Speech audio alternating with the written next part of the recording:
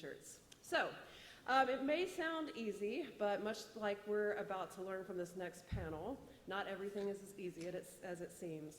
Sometimes it takes a balanced hand to keep the data clean and your customers happy.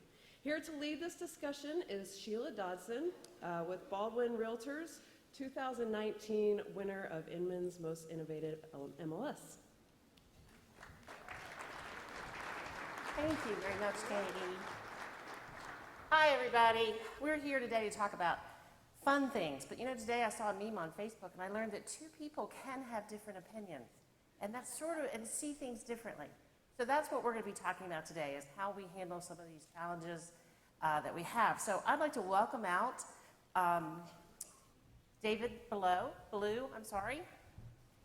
Joe Horning, and Cindy Miller.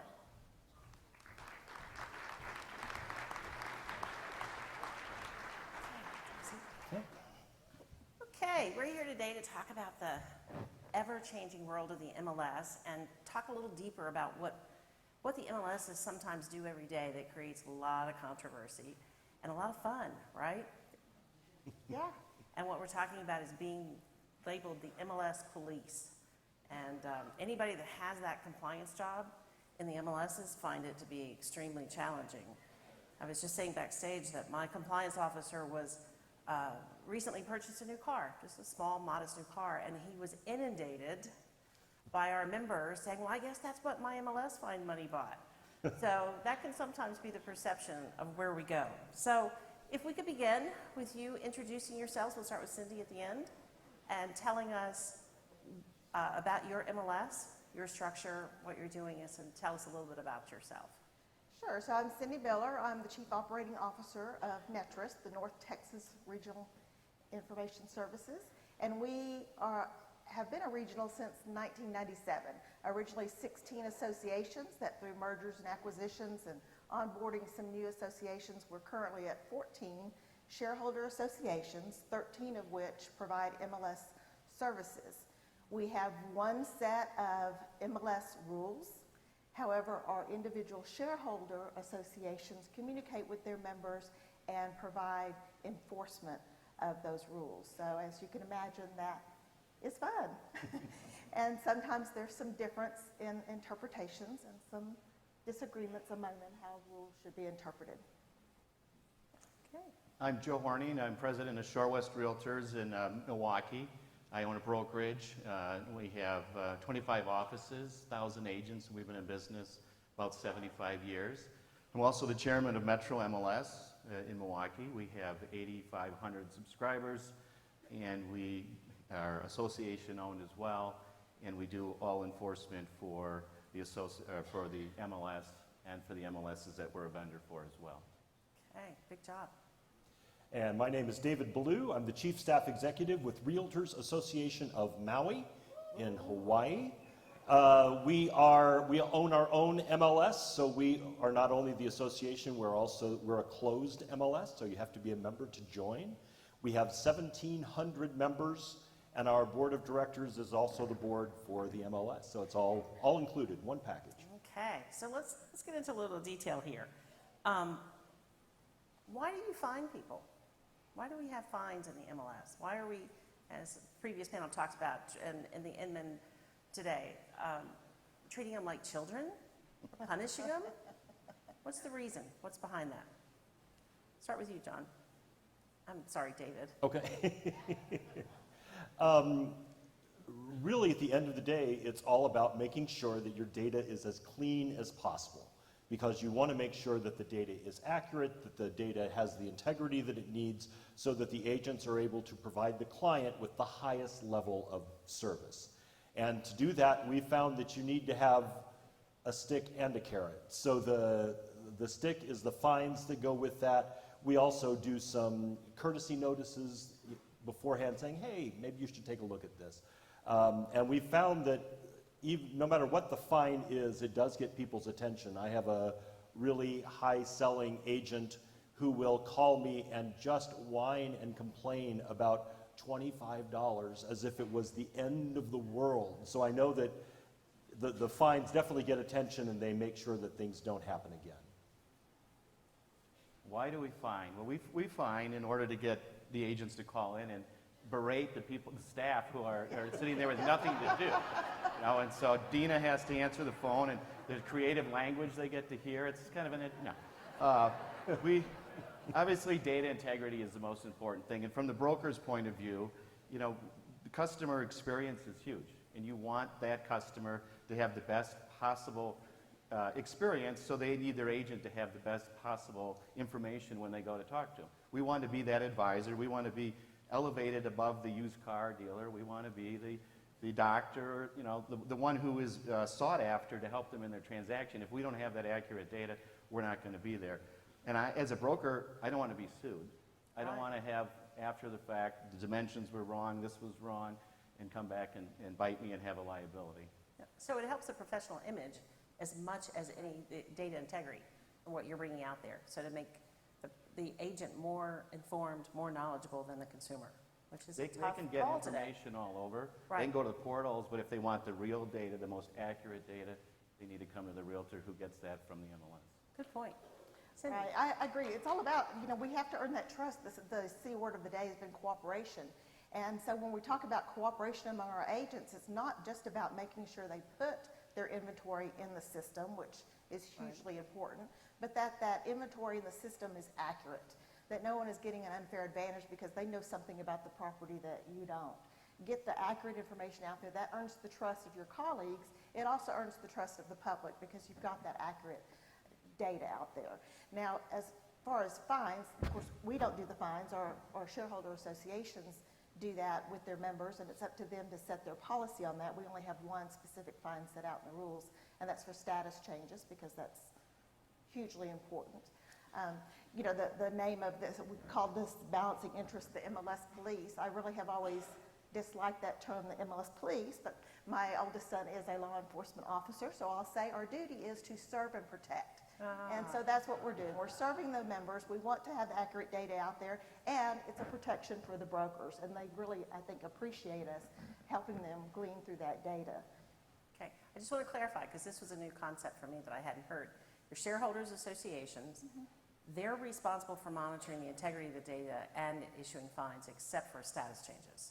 And then the MLS itself actually, Well, they monitor status changes as well, but that's the only fine we have specified in the rules. Other than that, it's up to them to set their disciplinary action, what their fines are. We provide them tools. We provide the listing data checker tool for them to monitor input of listings. You know, the agents can check their listing as it goes in for compliance.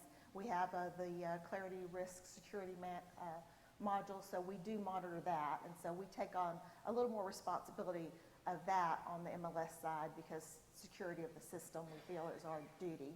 But again, we don't have a fine structure set up or a disciplinary structure set up, so if someone is getting done for that risk security, we send that back to the association to actually perform any disciplinary action. okay, so we established that we fine, not because we want to be the bad cop, Right.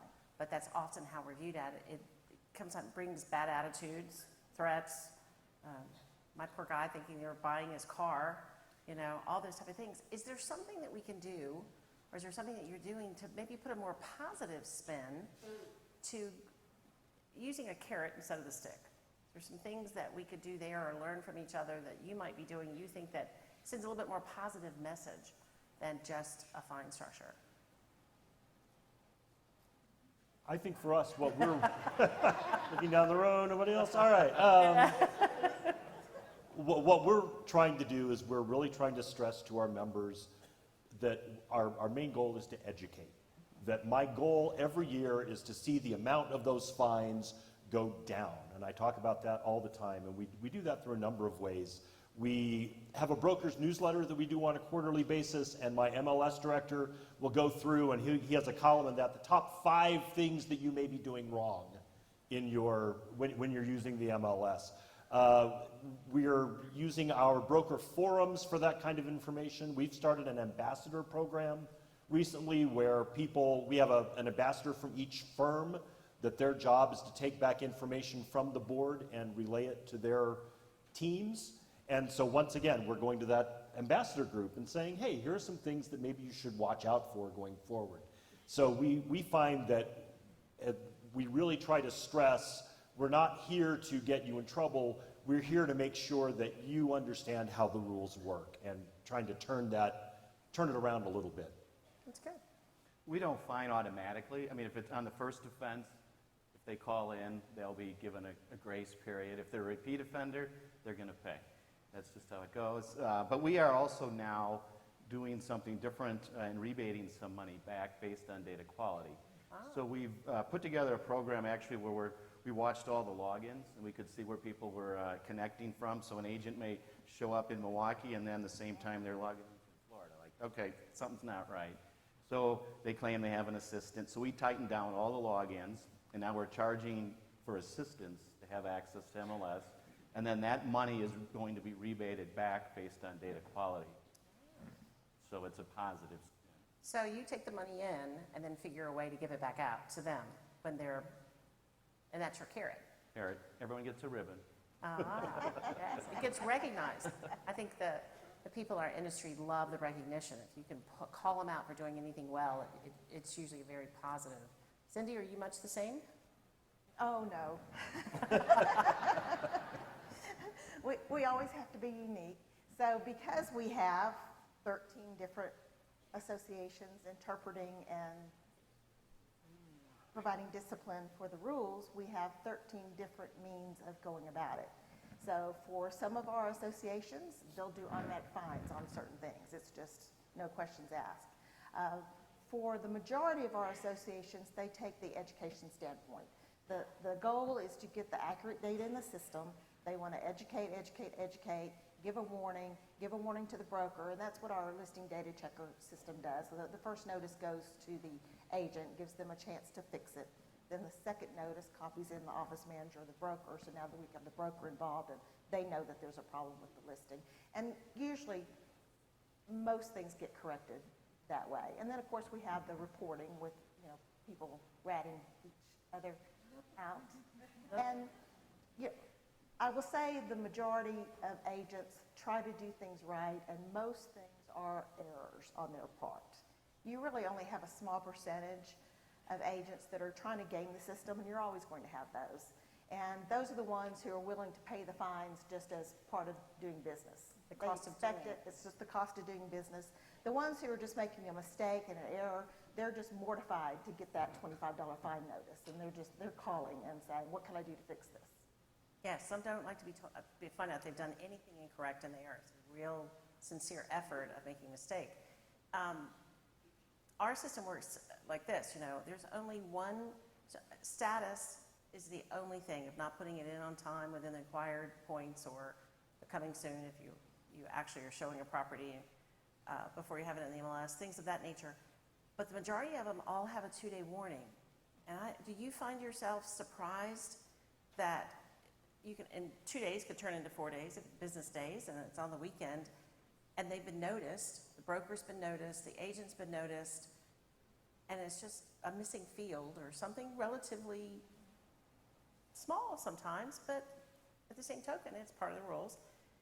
Are you surprised how many people don't even take advantage of make that correction? Do you see that, or am I the only MLS that has that kind of problem? Yeah, there are those that just ignore the emails. Sometimes on purpose and just because it's in their plethora of emails that they get. And they're busy. They're busy. It's a cost of doing business. If it's a minor amount, they ignore it, move on. But that creates quality issues with the data. Yep. So then, have anybody experienced, I know this is off the scheme, but it comes in here. Have you found that creates a need for maybe raising the price of the fines in order to get their attention? Or has it not mattered in some cases? We've certainly raised the amount on some of our violations just because we do want to drive home the point that these fields need to be correct. End of story. So we have bumped it up a little bit, and that certainly changes the tone of things when you do that. Well, you mentioned that you take some of the money and you give it back for clean data. Is there any other things that you might be doing with some of this money that you're collecting from these poor agents out here that are just trying to earn a living? Well, at RAM, we have what's called the RAM Community Foundation. So it's a nonprofit corporation that we've set up in concert with our main association. And we have two main functions for that. We give away scholarships to graduating high school seniors, and we gave out $70,000 in scholarships this past year. And then we And also... how big is your MLS again?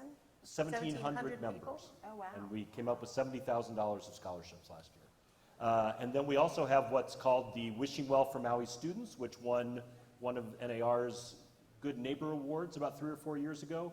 And through that program, we've put over $1 million of supplies into Maui public schools over the last 6 or 7 years. That's great. So Very good.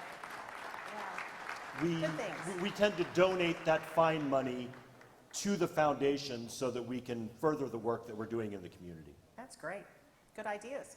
Maybe some of these can go home and do the same thing. Anybody else have creative ideas of what they're doing with this money? We have 40,000 subscribers and as I said, 13 associations, so it's up to them to do the fines. We don't ask what their fines are.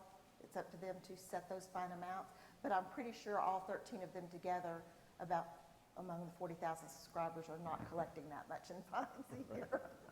That's pretty It's good. not a substantial revenue generator. Okay. We're just experimenting this year with the rebates, so we'll see where it goes in the future. I have to give up the executive committee trips and things probably, but I mean, you got the guys, you know, the warm heart helping the kids, and we're, you know, partying. I'm just curious. We have an automatic data checker in our, Cindy, you mentioned that. Is everybody using an automated system to help locate these fines? Or do you think most of them come in through agent reporting? We've turned on LDC, listing data checker, and we use that religiously.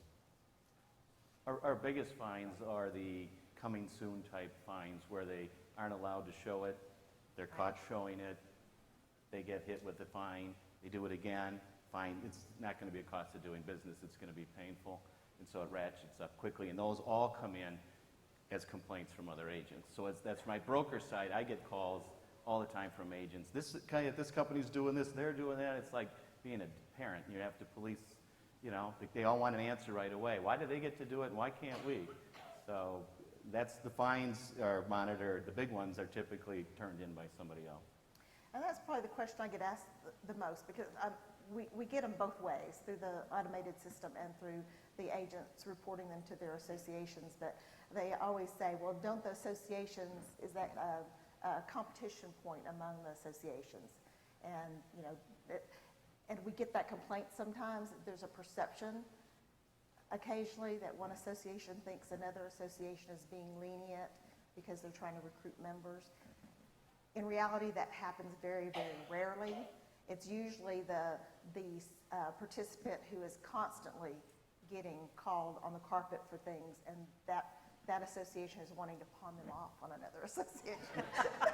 It's like, here, you can have him. You can take my problem child Yes. and raise them. Sounds good. Okay, if you could say anything to an upset subscriber or participant because of the fine, and especially, I'm assuming you have an appeal process? Everybody, you know, you fined, and if you think you've been fined incorrectly, you've got a process for which they can go back through it. What would you say? What would you tell them? You can say anything you want. I usually always try to put the person and have them put themselves on the other side of the issue and see it from the other perspective. Because, you know, you always, subscribers particularly, they want the rules enforced, but they want the rules enforced against them. Then when it's against them, they don't think they're guilty. So putting them in a position, you know, IDX policy having contact information in the remarks on IDX display is one we would get all the time, and they would just be hugely angry that they can't do that. Why can't I put my contact information in there? I want to send them to my website. But when you put them on the other side of that and say, okay, hey, so you have, you know, you're a Century 21 agent. Do you want every listing on your website to be directing your prospects coming to your website that you pay for, going over to, you know, Keller Williams? Of course you don't. So sometimes just giving them that perspective of why the rule is there, and it protects them just as much as it, you know, protects everybody else, that usually calms them down. So you calm them down through reason and try to make them see the other side of it What a novel idea. in order to help them. I would say the same. You know, you try to reason with them, have them the explanation, explain why it's good for business, this is the right thing to do. You're not going to win all the time, and that's part of it. But they usually come around once you explain it. But you're in a unique situation because you're a broker and you're chair of the committee and things like that. Do you find that hat that you're wearing on both sides sometimes gets... It's double-edged sword, but I tend to hold my agents to a tighter line because I am part of the MLS as well, and so the rules apply evenly to everybody. And I'm not going to have one of my agents breaking the rules that I'm policing. That's good. So that understanding, do you think that gives you a better edge because you understand it better? You know the real reasoning behind it and understand where the average agent and sometimes the broker, they're just trying to make a living. They're just like, why can't I do this? I didn't have time. Do you realize what my life is like? You know, we heard this morning about our biggest drain for all of us is time. I meant to do it, but I had to take my child to soccer or whatever else. Well, that's why you give them a break on the first one. Then they'll remember the second time it happens. But we have to be vigilant or it's just going to all unravel. Okay. So the data integrity really comes back, and that's what you're trying to remind them about, that the ends do create the means. Absolutely. Thoughts? Yeah, I think that it is all about making sure the data is correct and making sure that they have the information. How do they use this information to make more money? They use it by having the best information available for their clients, and that makes them even more valuable to their clients than they would be otherwise. And I think that's the key impression you can make on people. Hey, we're trying to help you be better in your business. And if you can impress that and help them to understand that, a lot of this other stuff gets quieted down. That's right. It really is the cornerstone of the MLS, right? Because Right. anybody can build a database. I mean, there are tons of portals out there that our members can put their listings, directly into, but none of those portals want to take on the dirty job of data compliance and scrubbing that data and making sure it's correct. And so that really is our job, to make sure that the data integrity is there, because that's what makes it a cooperative, clean system. And it's not always fun. No. That's part of life. It is part of what we're doing, and it's a business. It's the largest assets, as we know, for most people, and so there's an obligation that goes with that. And I'd love to think of some other creative way to encourage people to do the right thing. And you mentioned some of the education that you're doing. Sometimes if we understand the why, we'll go along with it a lot easier than just being told that's the way it is. So do either of you use any other type of issues to get this out, or does your associations, your shareholder associations, Well, I think help with we- this process? Right, we work with our association executives. We have a forum where we bring them together, and that's really their agenda to discuss issues that they're having. And so if there's a compliance issue that they are seeing a lot, they can discuss that and kind of talk about how to handle it. But we also are constantly looking at ways we can make the listing input side as easy as possible. Right. The Autofills? more that we can automate that listing input side to make it accurate on the input and kind of protect that broker from misinformation, protect that agent from misinformation. Anything we can do on that end is powerful.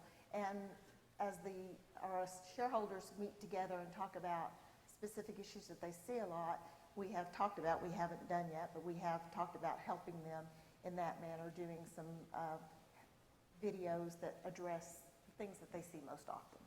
So different ones of them do that on their own, but our smallest association is 100 subscribers, and our largest one is 18,000. So there's Wow. a big disparity over what services they're able to provide their subscribers. Very interesting. Any last comments we have here that you want to say? You want to encourage these people? Any ideas that you might have there?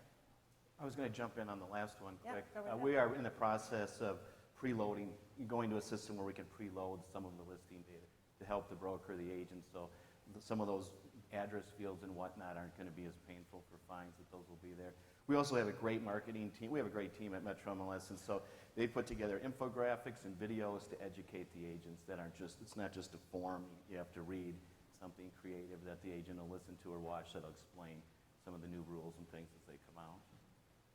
And we do a series of, I'm sure others do this as well, but we do a series of free classes as well that are hands-on in our computer lab. We limit it to 8 or 10 people so that they're actually getting the attention they need. And we're doing a basic Paragon class, which is our MLS. We're doing an advanced Paragon class. We do a Paragon data entry class, and all of that is free. And we have people who will take that data entry class every year just to refresh on what's going on, and we don't limit that. Those are just all totally free with their membership. I haven't heard either one of you mention it. We also have admin days and admin training sessions now, because we find that a lot of our brokerages are still, that input is coming from an admin or an assistant. It's not necessarily coming from the agent. So we found that has really helped cut down on some of the things, because if we have them in, the top 10 fines to avoid, all those things, and explain to them what's happening and what they need to watch. And that's really helped us. Education, again, and I think we're all saying the same thing. Education, letting them know what happens with the money, doing something very positive with money. We take half of our fine money and we give it out to charities each year, and we have an event called Thanks and Giving. We invite those community people in to receive those big checks, and all the people in the room are like, that's where my fine money went. That's good. Yay. So anything we can put a positive spin and educate on, I think will make the situation work for all of us. So unless you guys have any other final comments, I think we pretty much put this to bed. So Thank you. thank you. Thank you very much.